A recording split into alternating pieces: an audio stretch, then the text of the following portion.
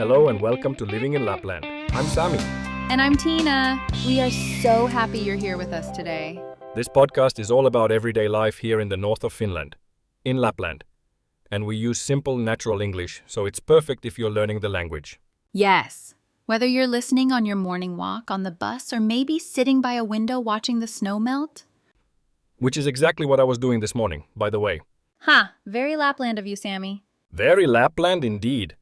And speaking of snow melting, today we are talking about something that every single person in Lapland waits for every year. The temperature going above 0 degrees. Yes, and what that means for our cars, it's time to change from winter tires to summer tires. It's actually kind of a big moment here. People get really excited about it. It's like a little celebration of spring. Let's talk about it. So, okay, let's start from the beginning. It has finally gone above 0 degrees here in Lapland. And honestly, it feels amazing. It really does. You know, when you've been living through months of -20, -30, Right, yeah. and even just +2 degrees feels like a heat wave. Exactly. I caught myself standing outside yesterday with no hat on, just standing there thinking, oh, this is so warm. And it was what, +3? +4, actually. I was very warm. That's Lapland for you. Our sense of temperature is a little bit different from the rest of the world. Just a little bit. But it's not just the temperature, right? There are other signs of spring too, like the days are getting so much longer now. Yes, the light is coming back. That's one of the best things. In winter, we have very short days, sometimes only a few hours of daylight. And now we have daylight for maybe 16, 17 hours. It's wonderful. And the snow is starting to melt. You can see the ground again in some places. The roadsides are showing patches of brown earth, and here and there, the first brave little plants are starting to appear. It's always such a surprise when you see that first green, like, oh, it was hiding under there all along. The birds are coming back too. I heard a bird this morning, a real bird, singing, and I thought, oh yes, spring is here. It was such a simple thing, but after the long silence of winter, that little song felt like the most beautiful sound in the world. I just stood still for a moment and listened. That's such a good sign. And for me, another big sign of spring is when people start talking about tires. Yes, tires. It's a very common conversation here in Lapland this time of year. Like, you'll see a neighbor and instead of saying hello, you say, have you changed your tires yet? Right, and they'll say, no, not yet.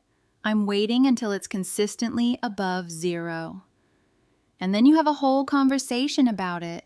It's a real topic here. People take it seriously. So let's explain this for our listeners who maybe don't live in a cold place. In Finland, and in Lapland especially, we use 2 different sets of tires. One for winter, one for summer. Yes. In winter, we use special tires that grip the ice and snow. Many of them have small metal spikes in the rubber. We call them studded tires. Right, and they are incredibly helpful in winter. On icy roads, they can really save you. Absolutely. But when the snow and ice are gone, those metal spikes are actually bad for the road surface. They damage it. So in spring, you have to change to summer tires. And in Finland, there are guidelines about when to do this. There are recommended dates. Yes, though the exact timing depends on the weather and road conditions.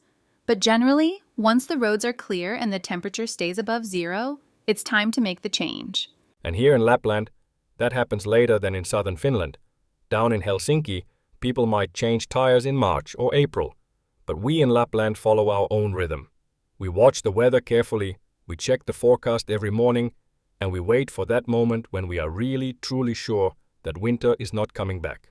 But here, we might wait until May, sometimes even a bit later in the most northern areas.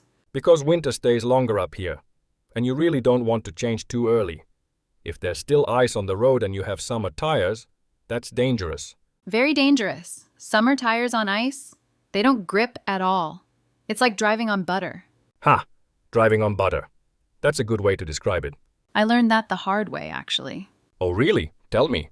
Well, years ago, I was young and impatient, and I thought, okay, it's warm enough, I'll change the tires early. And then we got one more cold snap, a little bit of ice in the morning. Uh-oh. And I was driving to work, and the car it didn't stop when I braked. I slid very slowly into a snowbank at the side of the road. Oh no. Very slowly, so nothing was damaged. But I sat there in the snowbank thinking, okay, lesson learned. I will never rush the tire change again. Ha, that is a very good lesson. So the rule is, be patient. Don't rush it. Don't rush it. Wait until you're sure. So, where do people actually change the tires? Do most people do it themselves? It depends on the person. Some people, especially if they have the right tools and space, a garage or a yard, they do it themselves. It's not too hard if you know how to do it. You need a jack to lift the car, and then you remove the bolts and switch the wheels. It takes maybe 30-40 minutes if you're comfortable with it. And then you need to tighten the bolts properly. That's very important. Too loose and it can be dangerous. Many people actually go back to the garage after 100 kilometers or so to have the bolt tension checked and confirmed. It's a good habit. But many people just take their car to a garage, a car service place. And this time of year, those places are very, very busy. Very busy. You often have to book an appointment in advance, sometimes days or even a week ahead. Yeah, if you just show up without booking, you might be waiting a very long time. I always try to book as soon as I see the forecast showing plus temperatures coming. Smart thinking. I usually forget, and then I'm calling every garage in town trying to find a free slot. Ha, every year? Every single year. It's my tradition. Oh, Tina. Well, at least you always figure it out in the end. One more thing people need to think about is where to store the other set of tires. Oh yes, that's a real thing. You have 2 sets of tires, so when you're using one set, you need to store the other set somewhere. Some people have space at home, a garage, a basement, or a storage room. But many people pay for storage at a tire shop or a garage. Yes, they store the winter tires there over the summer. And then in autumn, when winter is coming again, they go back and change again. Some garages will even send you a reminder. Hey, it's time to think about your winter tires. Very helpful if you tend to forget every year. So it's a twice-a-year thing. Spring and autumn, a little ritual. I actually kind of like it. It gives you a sense of the seasons changing. Like a marker in time.